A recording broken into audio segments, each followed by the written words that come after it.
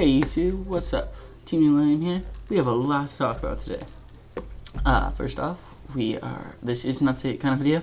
First off, I'm going to talk about you probably already know, the drama between your Yu-Gi-Oh channel and Mickey, and what happened with that. Probably just like everybody else is saying, and they're saying, they're either picking a side or they're saying they're in the middle. I am also in the middle because this could have all been taken care of if they would have just talked to each other. I have only heard your Yu-Gi-Oh channel side of the story, and it sounds like he's just basically saying what happened. I haven't heard what mikkivlog said or anything like that, but basically, from just watching your Yu-Gi-Oh channels, you can tell that they should have just talked to each other, and it wouldn't have escalated like this, because honestly, it didn't need to happen that way. It didn't need to escalate because your Yu-Gi-Oh channel didn't even talk to him before he just, gave the guy everything. And I do understand where he's coming from because it is his stuff. It's his video, and Mickey had no right to really do that without permission. But then you have to look at, Mickey, I think, has done this before with other channels. So, and whatever.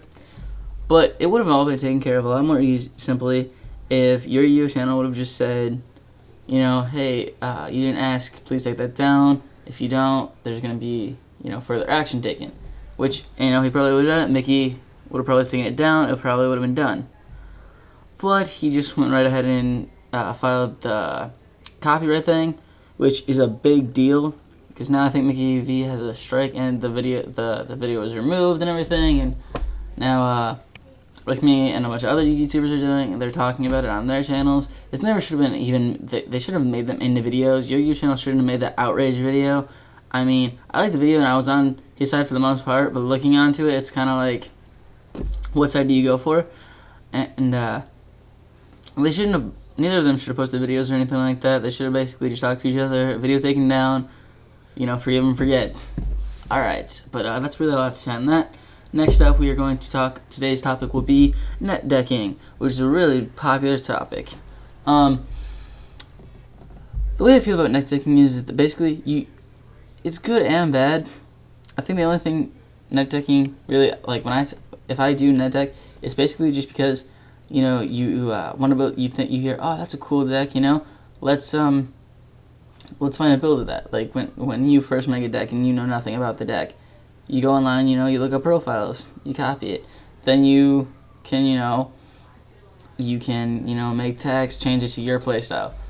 The downside of net decking is that a lot of people will try and get regional topping decks, YCS topping decks, national topping decks, and world topping decks, and just copy the exact same build trying to win again. And I don't think that's really ever happened to where someone copied the build and then they won with a copied build. Because with someone else's build, you're not going to be able to copy it and play it as smart as they do. I mean, I'm sure maybe like really good players could, but it's not always going to fit to your playstyle of how you play the game. So that's the downside to it. Back to the upside though, it does help when you don't know about the deck and you're trying to make, a new deck and you don't know much about it. So that's helpful. And then, I mean, if you're going to make text, you're going to make changes, that's always good. That's, that makes it work. So that's what I'd say on net decking. What else can we talk about? I think the next topic will be, what do I think will be the next decks in this format?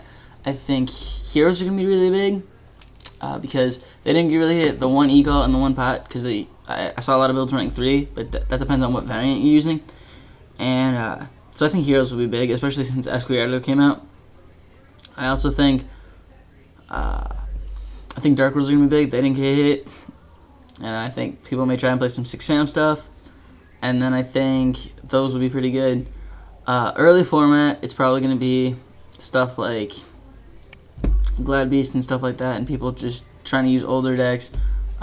Maybe some Black Wings, Kalut went to 2, and people are trying to rebring those. But I think those will be at the start of the format. Maybe later on in the format, we'll see the Gear stuff, the new spellbook stuff like that. What else? Yeah, basically with the start of every format, you don't really know what everything is yet, and, I mean, Return of the Duelist stuff just came out, but I don't know how much of the sport is actually in there to make them top tier. So, but I think in the beginning of the format, Glad Beasts are going to be really good, which actually I always see them.